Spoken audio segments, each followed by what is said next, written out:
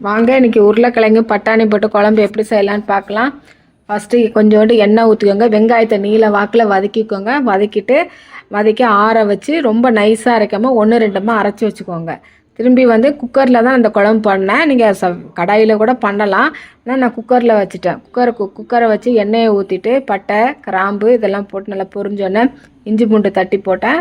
அதையும் நல்லா வதக்கிட்டு இந்த அரைச்ச வெங்காயம் இருக்கு இல்லைங்களா, அதையும் போட்டு நல்லா வதக்கிக்கிட்டு பச்சை மிளகாய் 2 கீரி போட்டுக்கிட்டு நல்லா வதக்கிட்டு தக்காளி 2 பழத்தை நல்லா அரிஞ்சு போட்டு அதையும் நல்லா வதக்கி உப்பு போட்டு நல்லா குழஞ்சோன்னே சோம்பு கொஞ்சோண்டு ஒரு 1/2 டீஸ்பூன் சோம்பை தட்டி போடுங்க. தட்டி அதில் போட்டுட்டு நல்லா வதக்கிட்டு தேவையான அளவு மஞ்சத்தூள் போட்டுட்டு சோம்பெல்லாம் போட்டுட்டு உருளைக்கிழங்கு பட்டாணி இதையும் நல்லா போட்டுட்டு நல்லா வதக்கிட்டு மஞ்சத்தூள் 1/4 டீஸ்பூன் போடுங்க. மிளகாத்தூள் 1 டீஸ்பூன், அதான் தேவையான அளவு போடுங்க. நான் 1 டீஸ்பூன் போட்டேன்.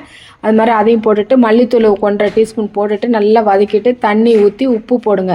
உப்பு போட்டு நல்லா மூடி வைங்க. கொதி வரட்டும். கொதி வந்த பிறகு தேங்காய் ஒரு 1/4 மூடி தேங்காய், ஒரு 2 டேபிள் ஸ்பூன் பொட்டுக்கடலை, ஒரு 5-6 முந்திரி இதெல்லாம் நல்லா அரைச்சிட்டு நைஸாக அரைச்சி அதையும் அதில் போட்டு மேலே கொத்தமல்லி தழை போட்டு உப்பு காரம்லாம் சரி பார்த்து 2 விசில் வச்சு இறக்குனிங்கன்னா சூப்பராக இருக்கும். சூடான சாதத்துக்கு போட்டு சாப்பிட்டிங்கன்னா சூப்பராக இருக்கும். செஞ்சு பார்த்துட்டு உங்கள் கமெண்ட்டை சொல்லுங்கள்.